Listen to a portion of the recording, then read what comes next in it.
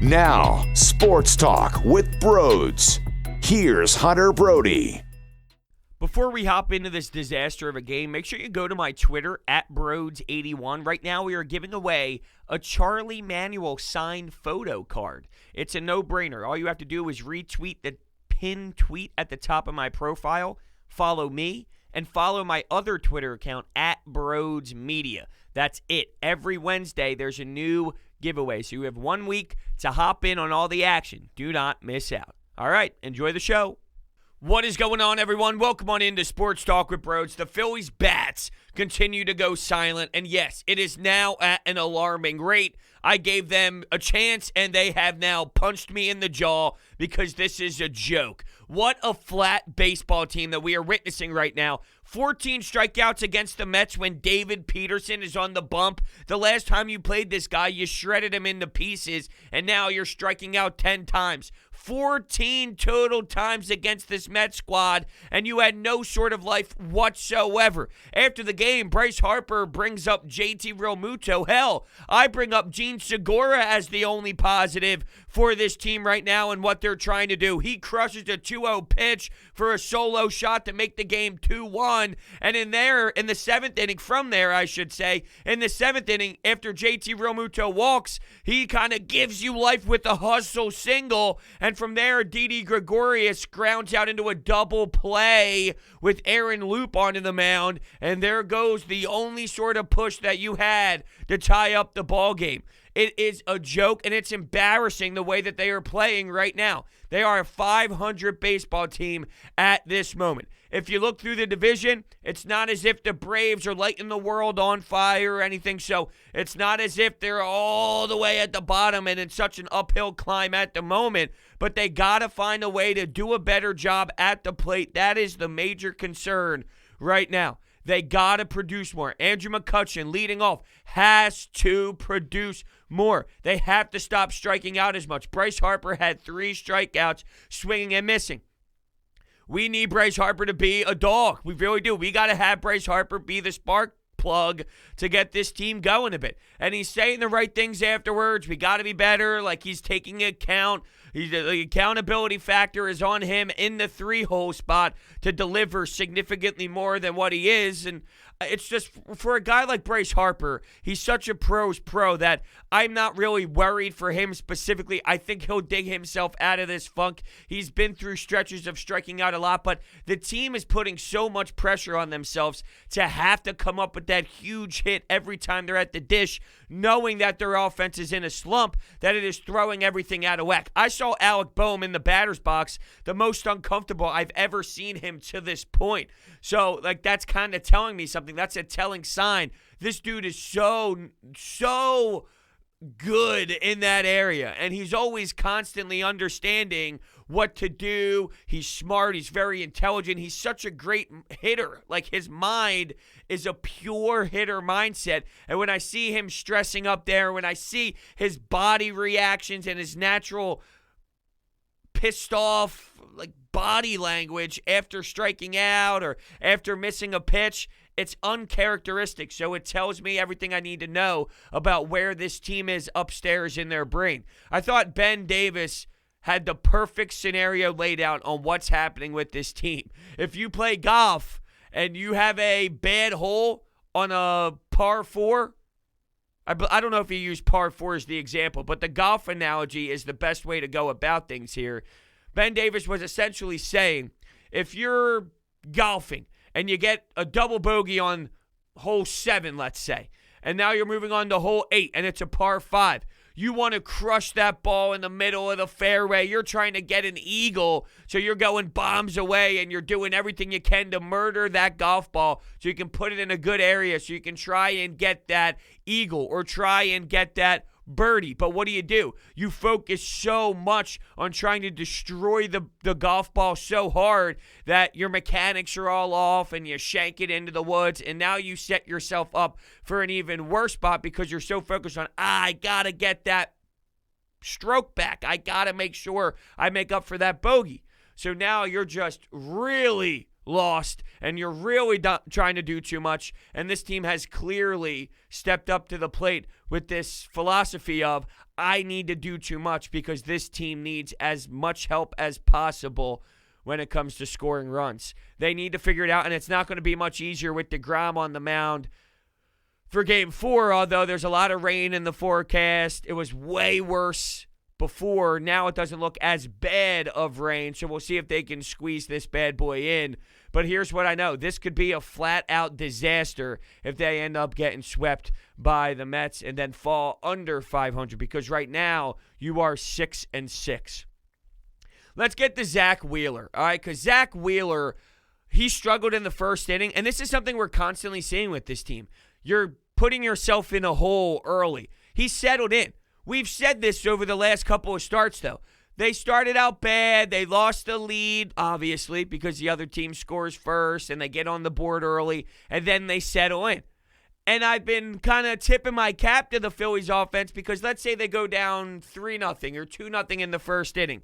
They chip away and just get that one run, whether it's in their half of the first inning or in the half of their second inning. They'll crack into the lead just enough to say, hey, we are still here. Just enough to make some sort of momentum switch and say, hey, we are going to be all right. Let's get that first run. Okay, we're back on track here. Just give us a little bit of time for us to get some base runners, and everything will just be all right. Well, if you keep digging yourself into this hole, eventually there is no more cracking back into it. It's a recipe for a mess. You don't win a ton of baseball games if early on you're just going to allow a team to take an early lead. Now, I thought Zach Wheeler did fine after that first inning, and his finishing stat line was 6 1/3, 10 hits, 6 Ks, 3 earned runs, 1 walk, and 108 pitches. So he did get to the point of high pitch count, having to work around some things. Command wasn't perfect, but he definitely did settle in there and held your team into it. And I know,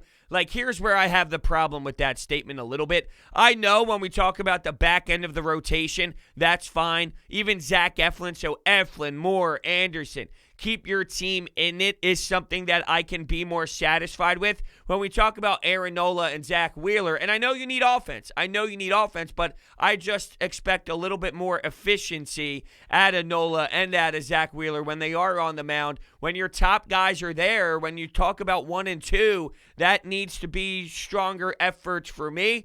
The offense is still a way bigger storyline and a way bigger problem, but I'm not going to act as if the other part of the game, the other part of the equation doesn't matter either. It does matter. It's just hard to truly blame them when you're getting 3 hits, 2 of those being from Gene Segura and the others being Rhys Hoskins. And speaking of Rhys Hoskins, I'm not 100% blaming him here. I'm just looking at this team and where they are, and the fact that I'm watching him have some wonkiness involved in the field when he's sliding to make a play at first base. This team just doesn't have it, and they don't get those basic plays down, and there's ugliness involved with the infield defense. That's something that we speculated would happen before the season began with who was out there, with the personnel. But they can't do anything right. They can't get any flow defensively. When things go wrong, you know that they are going to go wrong. It will go wrong with this infield and some of the defensive plays. And it's just really tough to watch. And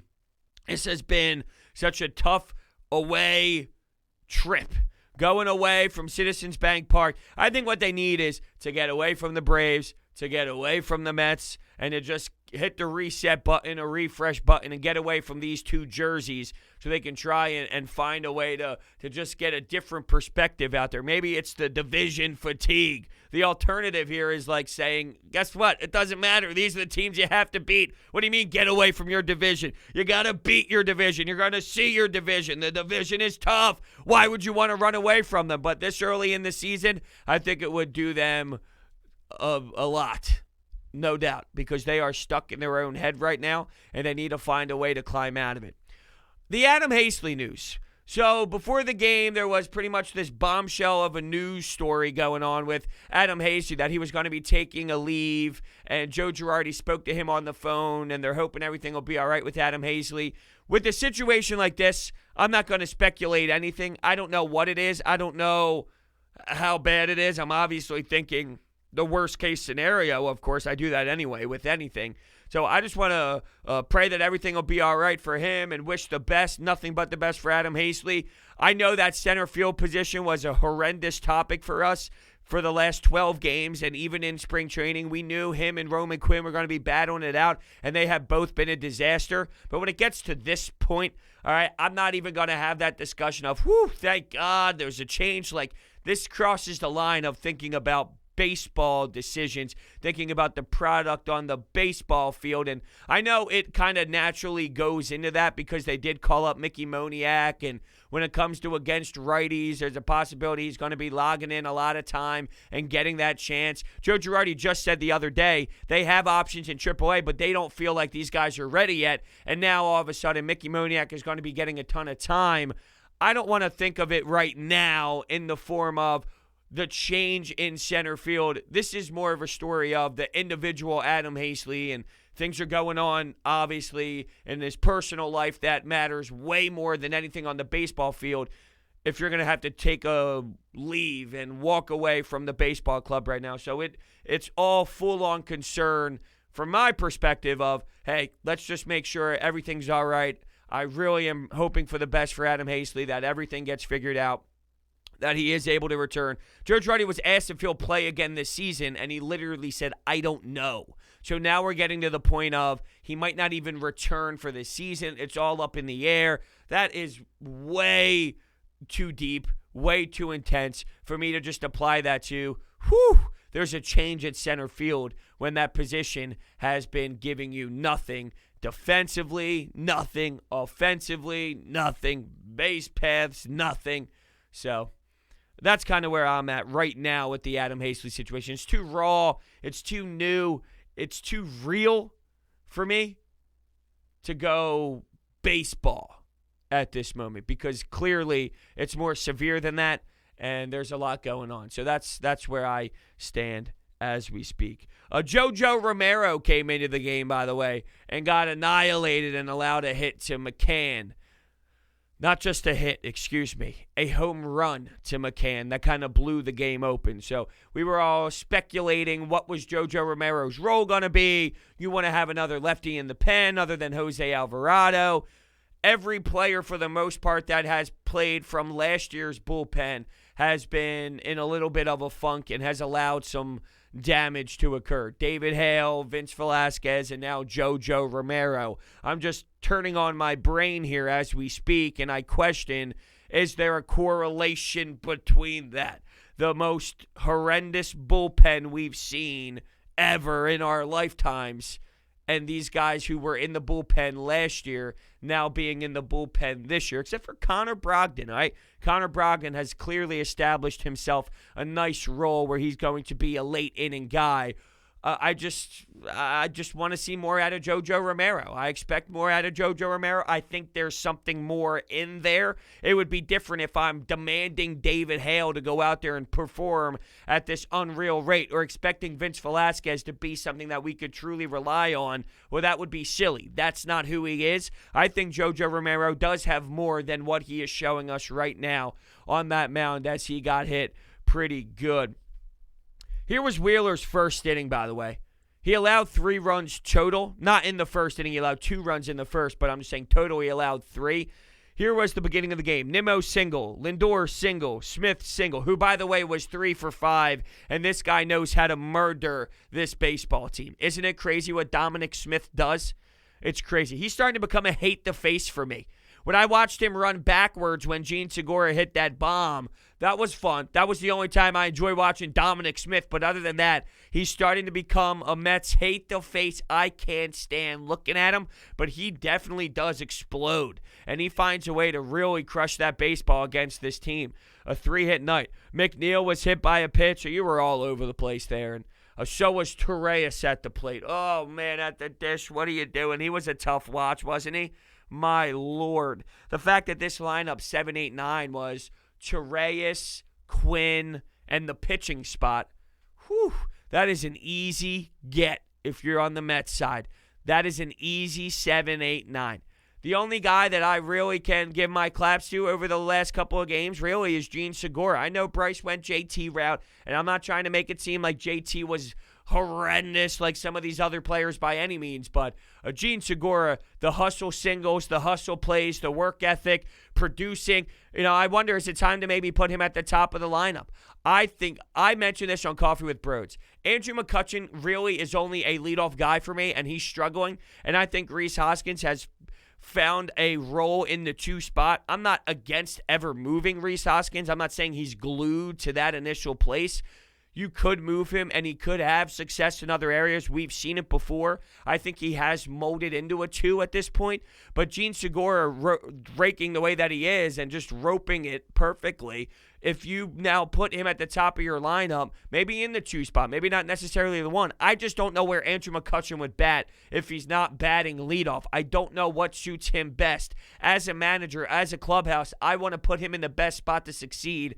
I don't think putting him anywhere but 1 is the best spot for him to succeed. He just has to go out there and perform, but you can't constantly drill this and throw this out there if these are the results you're going to get at the same time, so you have to find that balance. With the way Gene Segura is batting, do you try and slot him higher up in the lineup, which then puts pressure situations where if Gene Segura is hitting the ball, getting a hustle single, getting on first base, and now Bryce Harper's up, and now Rhys Hoskins up, and now JT's up, but you're getting traffic on the base paths, it's a lot different than what's happening right now when Bryce Harper's up there and he's striking out swinging, and there's no Gene Segura on the base paths. Or one of the reasons why he's succeeding is where he is in the lineup. Back end of the lineup, less stress involved. You don't have to think about it too much. The way the pitchers handled the top of the lineup compared to the back end of the lineup could be a little bit different on their mental side, which then allows Gene Segura to get that 2-0 pitch that he delivered over the wall. Things of that nature definitely stick out to me. All right, before we continue here, the Anytime Hotline calls were coming in last night. Let me tell you about my friends over at DeSimone Jewelers. I went to them for my fiance's engagement ring, and it was the best decision of my life. I actually went back for Christmas. I went back for other holidays, and it's nonstop jewelry because it is amazing when it comes to prices, and it's amazing when it comes to the actual product as well. You should see the bling on this engagement ring, the way it shines, the way it blinds my fiance, the way she plays with it when she's in the basement and the lights hit it. She's obsessed. I constantly see her do it all the time. DeSimone Jewelers is a family-owned business with 40-plus years of experience, and they moved from Jewelers Row to Haddonfield, New Jersey. They don't use sale tactics. They show you options and educate their customers, and they treat their customers like family. DeSimone Jewelers customizes and manufactures every ring they make from start to finish right there on location. And because of that, they're able to beat their competitors' prices. I've sent so many family members and friends in their direction. I get the same reaction. They're unbelievable. You'll see exactly what I mean when you go in there and say, Brodes sent me. More information is down below in the description. All right, why don't we go kick it to the hotline calls? Here we go. Embarrassing. I mean, you couldn't lose this game. And the fact that they struck out 10 times to David Peterson is awful. I mean, you had Zach Wheeler go. I mean, he battled.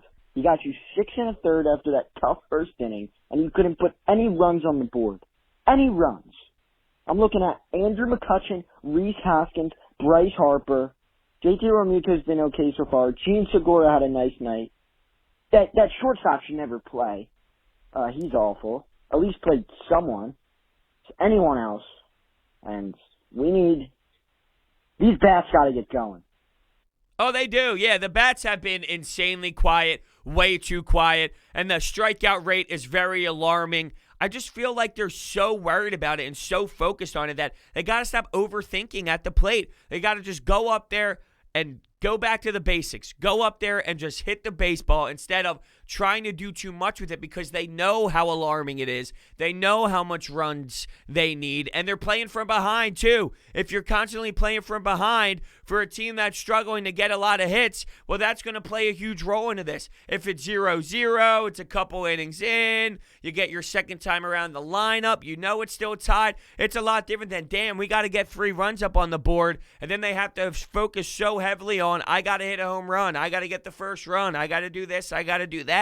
So there is this snowball effect of starting out slow. Zach Wheeler, you're right, he did grind, but he threw a 29 pitch first inning, and from there he really settled in. Wasn't the most efficient, but he did grind through it, and I appreciate that. But if I'm looking at why is this offense struggling the way that it is, I don't think it helps. It definitely doesn't help that you are putting your team in such a disadvantage by now having to look uphill. Now you're starting way lower than the other team, and I got to climb back into it. For a team that is not getting on base the way that they need to, and for a team that's striking out so much, that is not the way to win a ton of baseball games. Do I think this is who they are forever? No, I don't. I do think that there's this overreaction of this team is just going to be this. I don't think they're going to be this level of bad. That would mean Rhys Hoskins and Bryce Harper, like Bryce Harper specifically, would be this bad all season long. I just can't see that. I just can't imagine that happening. Andrew McCutchen, I just can't see Andrew McCutchen batting 150 for their entire season. There's no way. He's too much of a professional. He's been in this game too long. He's been like a 250 hitter or so. Like, do I think he's more of that? Absolutely. I think he's more of a 250 guy than a 150 guy. Through a 162-game season, there's always going to be players like in 12 games. That's the sample size we have right now. There will be players that are very good in this league that hit 150 in a 12-game span at some point through this 162. Unfortunately for the Phillies, that's happening right now. And it's bothering us because they started out 4-0, and now they have fallen to 6-6. You do the math. It hasn't been a great stretch of baseball. I don't think that's who he is going to be forever. Well, Brodes, he's dipping, and he's older in his career. Absolutely, he's older in his career. So that's why I think he's more of a 240, 245, 250 hitter. But to go from 250 to 150, that means Andrew McCutchen has flat out can't play in the league anymore. Do I think McCutchen has fallen off to the point where he just can't play in the league anymore?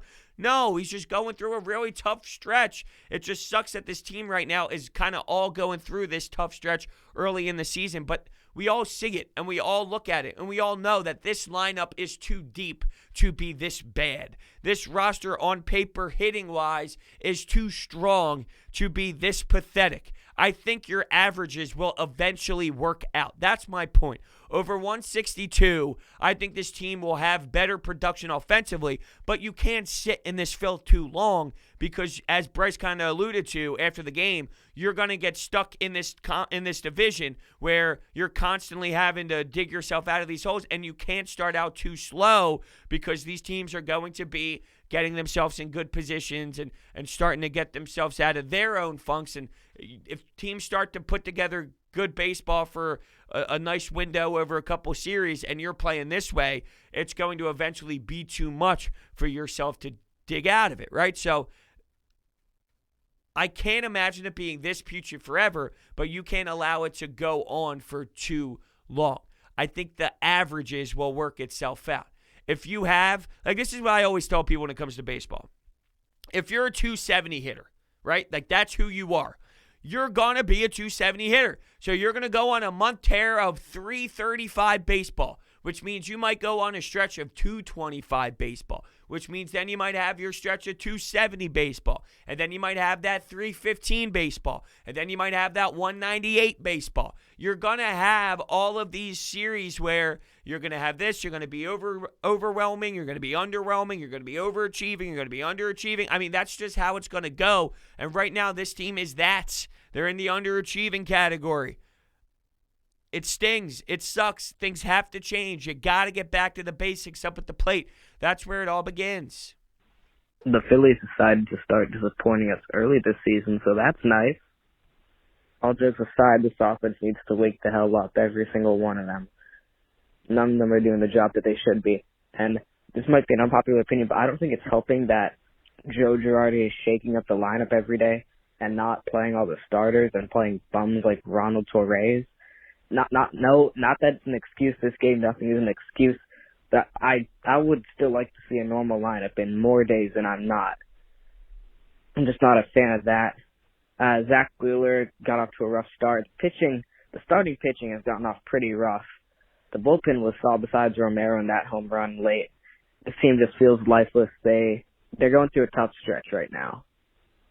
I see it the same way, just lifeless. In terms of the lineup, obviously I want to see the starters out there as much as possible. There is an afternoon game on Thursday, though, the way that whether they play it or don't play it, you got to anticipate that, hey, there's a chance that you do play it. So there are going to be some changes. There are going to be some different lineup situations because you're going from a night game to a day game, and you don't have an off day until the 22nd. So you're playing a lot of baseball, and you just played a doubleheader. So there is a lot to factor in. I want the starters in there as much as possible, but you are going to have to throw in these utility guys to get them at bats, to get them going as well. You can't just have them sit on the bench forever, and the only time they ever play is during a pinch hit moment, and then demand them to hit in that pinch hit moment. And like that's what you need out of them in that spot. Well, they got to see pitches. They got to get live hitting. You got to kind of keep them rolling. So there is an element of that is in play as well. When someone struggles and when someone sucks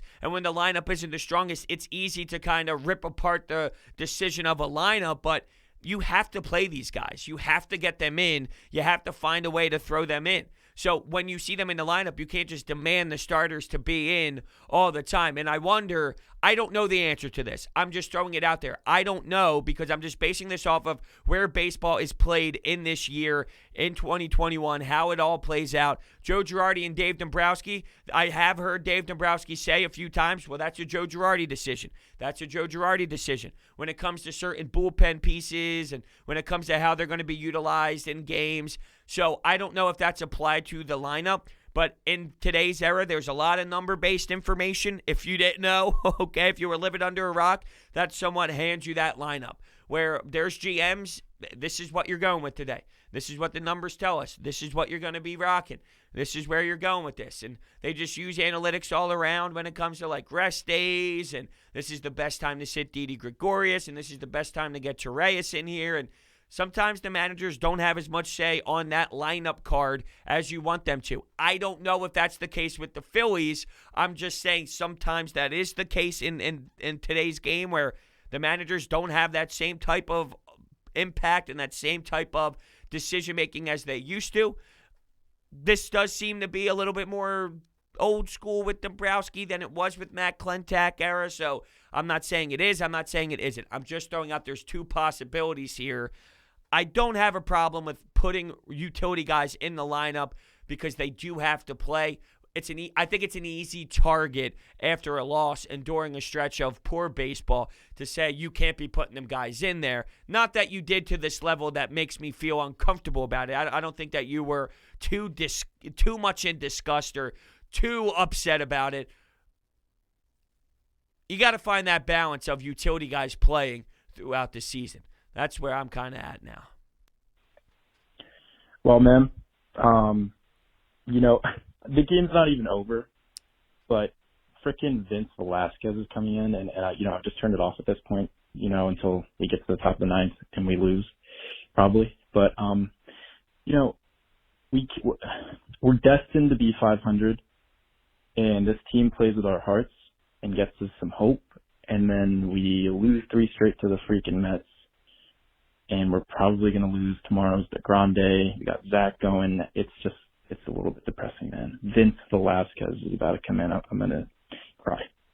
I love the in-game calls. When something happens that people see it, it's like, oh, we're really doing this. I can't believe we're doing this. One of those, and just seeing Vince Velasquez trot on the mound, it gives us PTSD of poor baseball. When we think of Vince Velasquez, we think of baseball that sucks and 4-inning Vinny and not being able to go through the lineup and getting rocked in 1 inning, just showing you flashes of excellence, and then 1 minute later, not even 1 minute later, 25 seconds later, you have become a full-on disaster again. That style of baseball with the Phillies and Vince Velasquez, we just tie that with disappointing times. So, yeah, I mean, when we talk about 500 baseball, you bring that up, right? And by the way, Vegas over-under in the beginning was set at 80, and there was always a concern of mine because Vegas knows something.